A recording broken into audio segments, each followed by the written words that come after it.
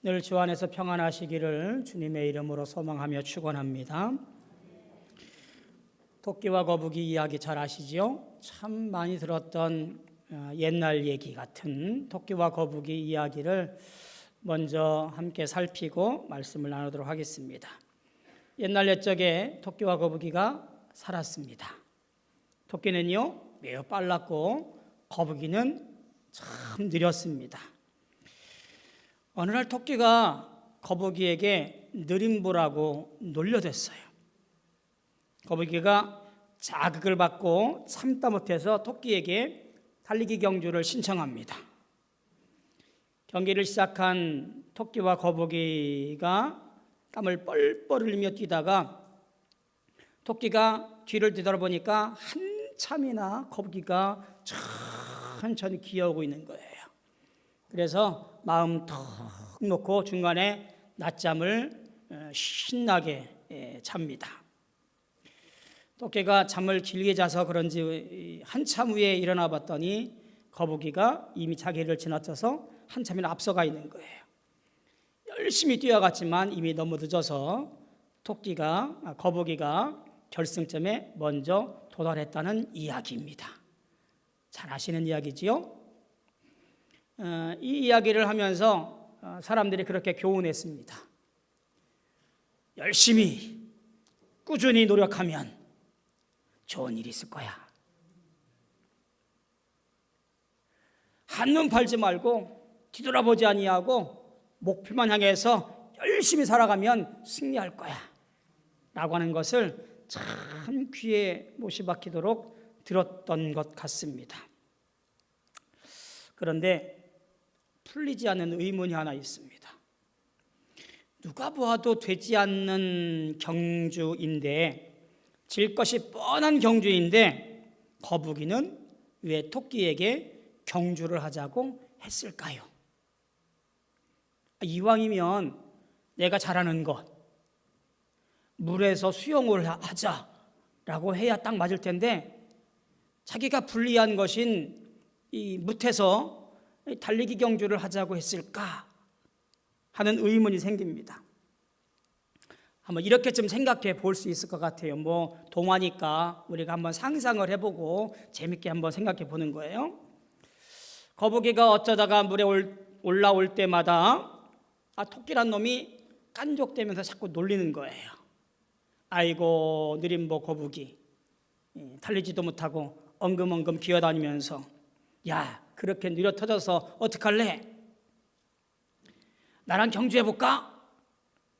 라고 하면서 계속해서 토끼가 거북이를 놀린 거지요. 참다 못해서 그래 한번 경주해보자. 누가 잘하나? 아마 이러지 않았을까 하는 생각을 해보게 되어집니다. 다시는 내가 경주하면 더 하자고 하지 않겠지, 이런 생각이 있었을 것이고요. 어쨌든 이렇게 달리기를 하게 되어집니다. 그런데 뜻밖에도 거북이가 그 달리기 경주에서 승리합니다. 노력하면 이길 수 있어 라는 이야기 귀에 못이 박히도록 들었지만 정말 그럴까요? 중간에 토끼가 잠을 자지 않았으면 누가 보아도 토끼가 이겼을 승리입니다. 자만한 토끼의 잘못이겠지요. 하지만 그 모습을 본 거북이는 어땠을까요? 어라? 토끼가 자고 있네. 야, 내가 이길 수도 있겠구나 라고 하면 생각했을 수도 있었겠습니다. 결국 겉으로는 꾸준한 노력을 운운하지만 남의 불행이 나의 행복, 이 이야기가 이 동화 속에 은은하게 깔려 있는 것 같습니다.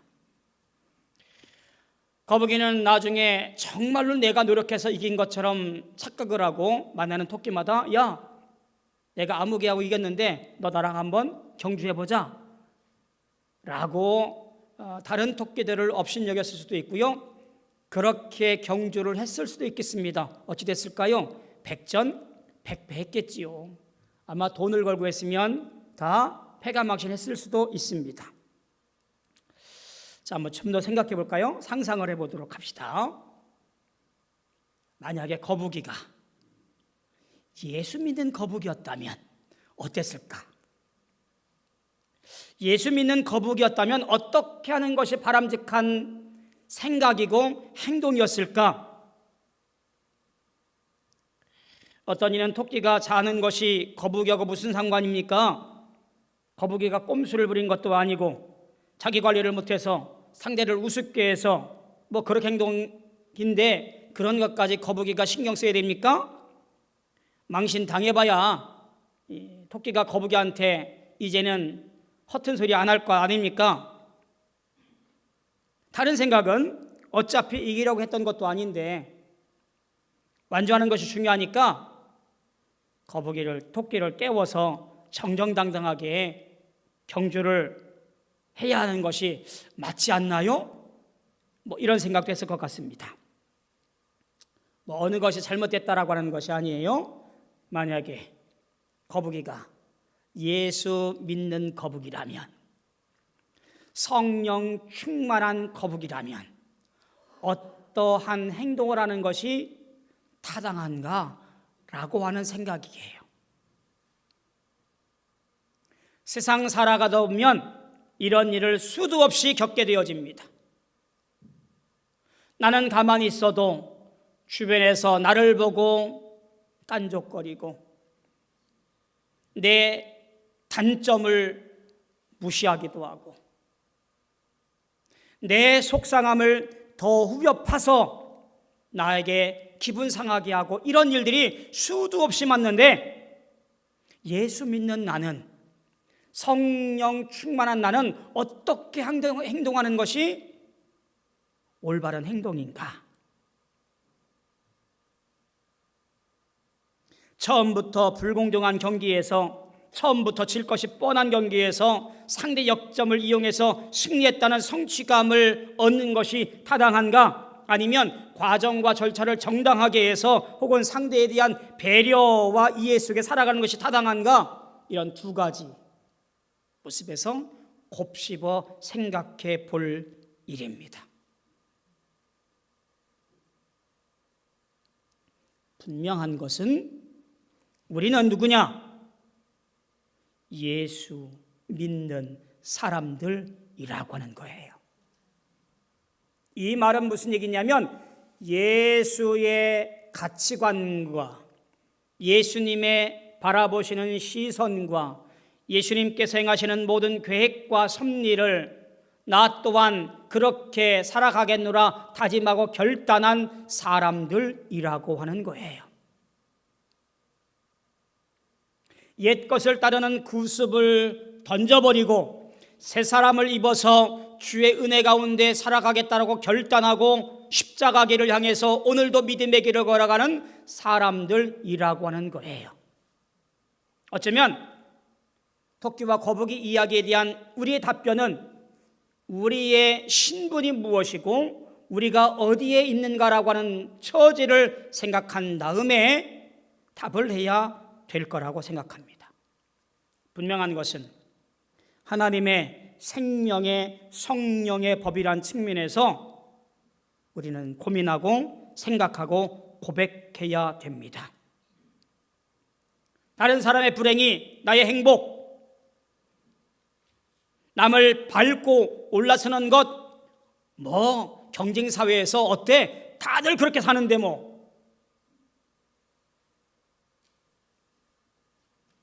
예수 믿는 사람은, 성령을 따라 사는 사람은 예수님처럼 약자에 대한 배려, 힘이나 권위에 의지하는 것, 그런 것이 아닌 주님의 뜻과 계획과 섭리에 따라 살아가는 사람들이라 그런 거예요. 따라합시다. 나는 성령을 따라가는 사람입니다. 우리는 구원받은 사람이라고 하는 거예요. 예수를 나의 구세주로 고백한 사람들이라고 하는 거예요. 세상 가치나 세상의 어떤 원리를 따라가 살아가는 것이 아니라 주님의 가치와 주님의 계획과 십자가의 길을 따라서 오늘도 믿음의 경주를 하고 있는 사람들이라 그런 거예요. 이기적이고 독선적이고 배타적인 삶이 아니라 이해하고 용서하고 사랑하며 살아가는 사람들이라 그런 거예요. 그것이 바로 십자가를 통하여서 우리에게 가르쳐 주신 예수님의 교훈이고 말씀이라 그런 거예요. 할렐루야. 로마서 8장을 가리켜서 성령장이라고 불러요. 바울의 성령론을 이해하려면 로마서 8장을 봐야 되는 거예요. 그러니까 바울의 성령의 기반이 로마서 8장을 보면 충분히 이해된다라고도 볼 수 있습니다. 로마서 8장에 영이라는 단어가 굉장히 많이 나오는데요. 21번 나와요.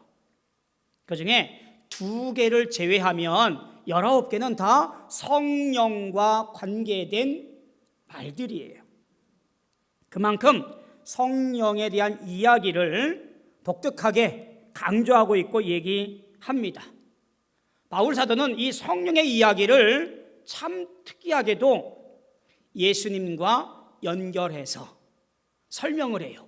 그러니까 성령론과 기독론을 함께 밀접한 것으로 설명하는 것이 로마서 8장의 이야기예요.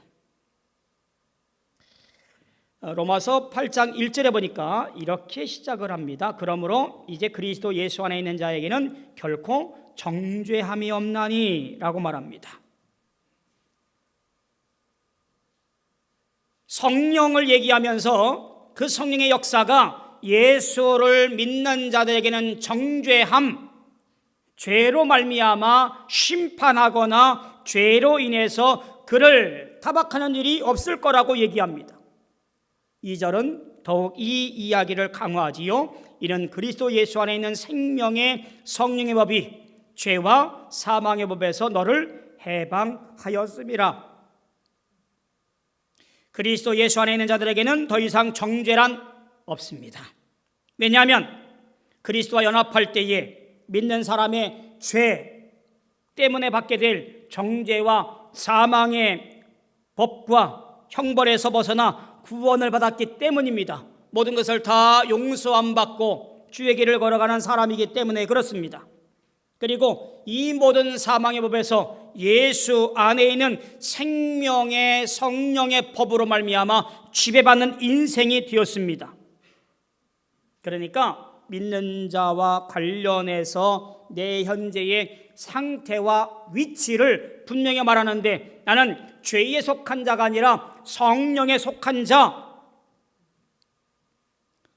성령과 십자가 사건을 통하여 율법의 요구를 성취하신 그리스도 때문에 이제는 죄와 사망의 법, 이른바 율법과 육의 세력을 믿는 자가 아니라 다시 그것에 좌우되어지지 사람이 아니라 오직 성령으로 말미암아 삶이 좌우되는 사람, 그것이 우리라고 얘기하는 거예요.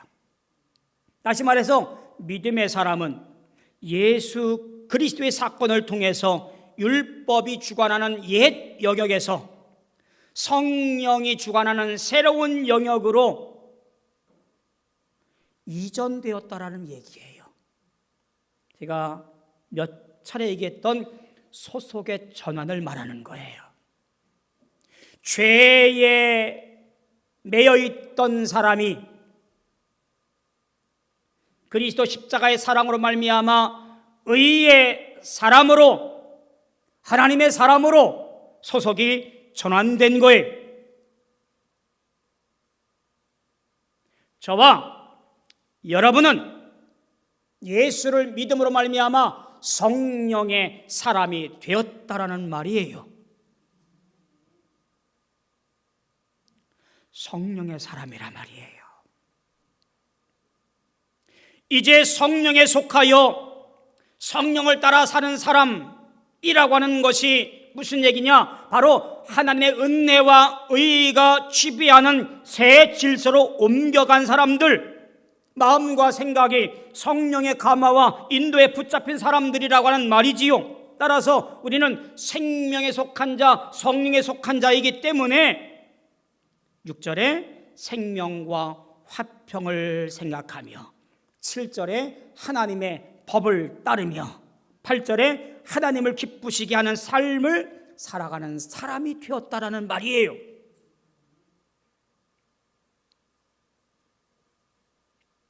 바울은 9절과 11절에 다시 한번 강조합니다. 하나님의 영이 너희 안에 계속해서 거주하고 있기 때문에 너희는 더 이상 육신 안에 있지 않고 성령에 있다 라고 말합니다. 내 신분과 상태가 성령 안에 거하는 사람이라고 강조하는 거예요.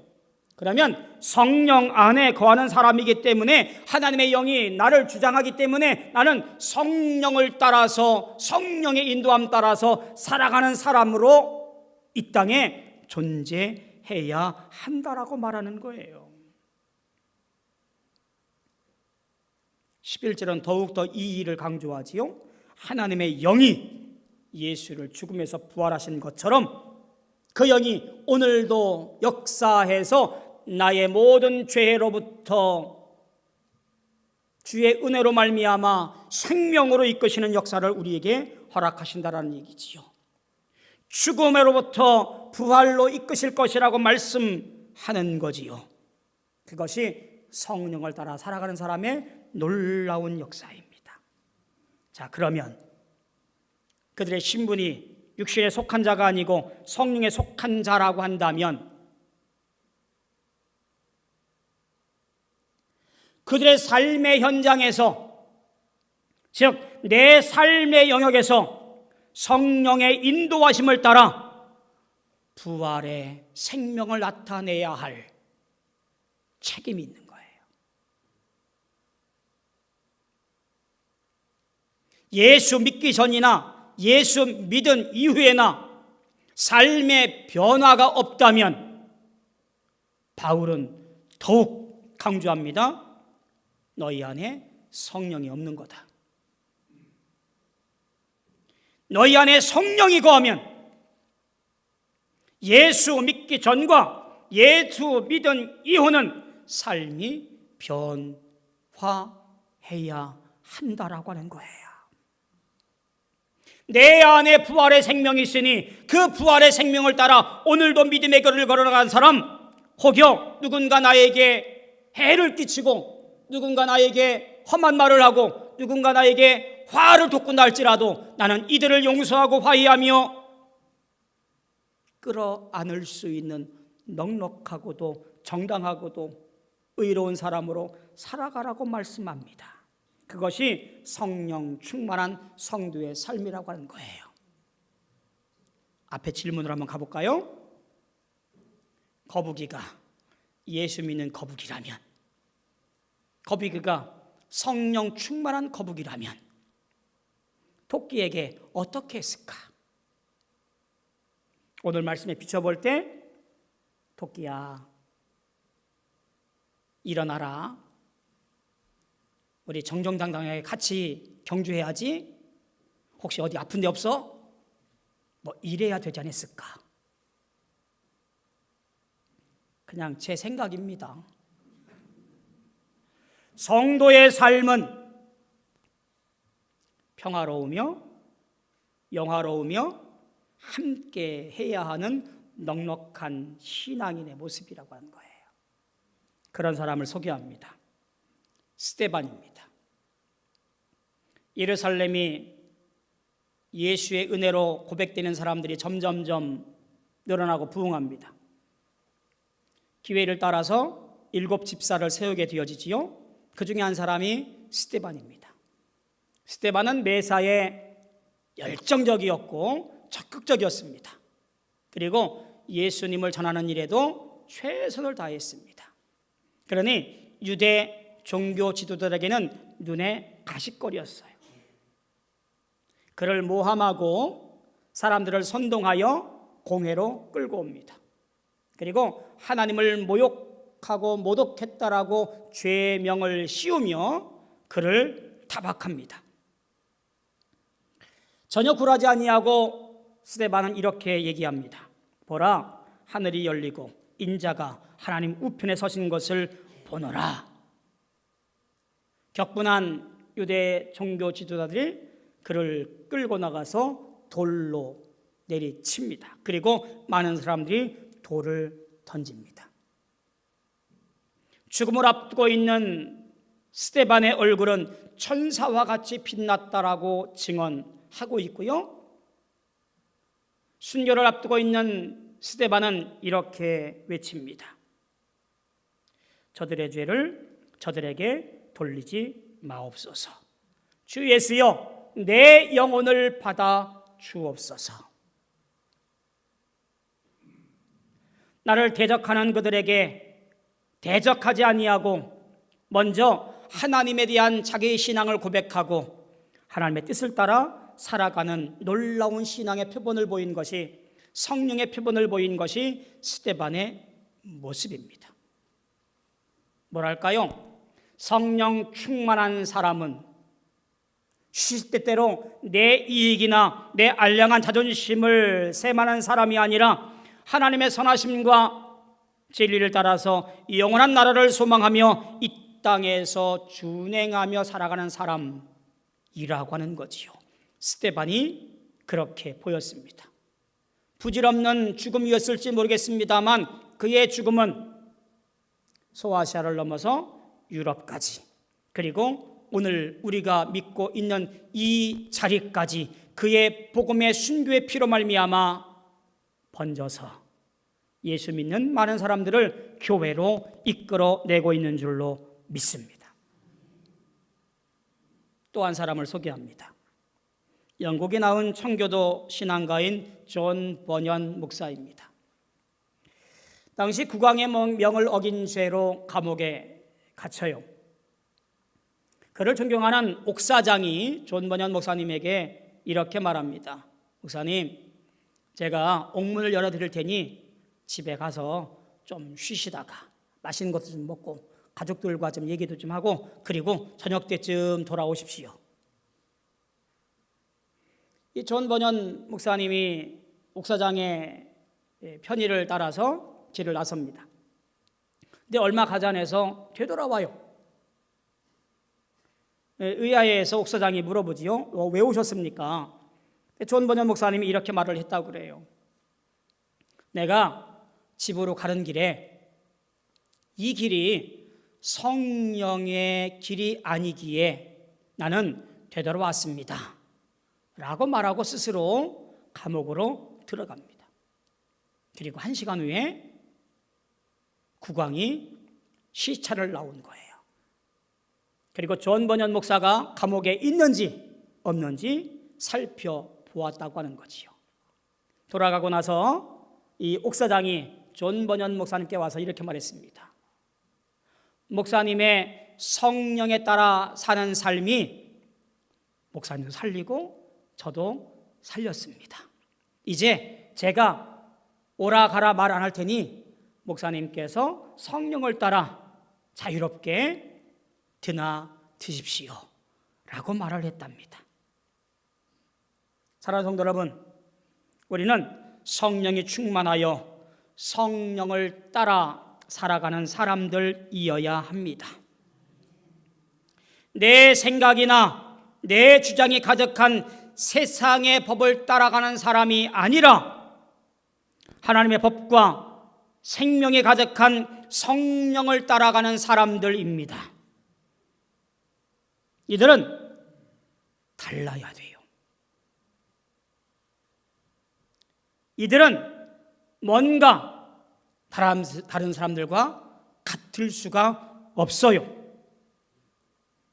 세상 살아가면서 내 고집이나 내 방법대로 생활하지 않습니다.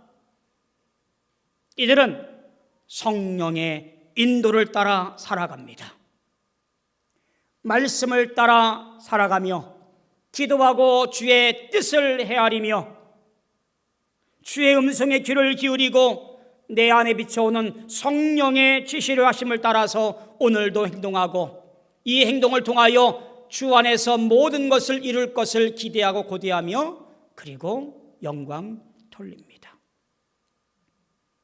세상의 빛과 소금으로 또는 세상의 등불로 여러분이 어디에 있든지 간에 하나님의 놀라운 역사를 만들어 가시는 성령 충만한 사람, 성령에 따라 살아가는 신실한 주의 자녀들 되어지기를 주님의 이름으로 소망하며 축원합니다.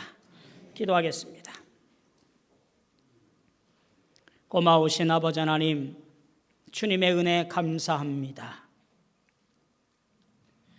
성령을 따라 살아가는 사람이 세상에서 미련하고 그리고 비합리적인 사람이라고 말을 해도 우리는 내 안에 모시고 계신 예수 그리스도 성령의 은혜를 따라서 오늘도 굳건히 주의 길을 걸어가는 귀한 성도들 되어지게 축복하여 주옵소서.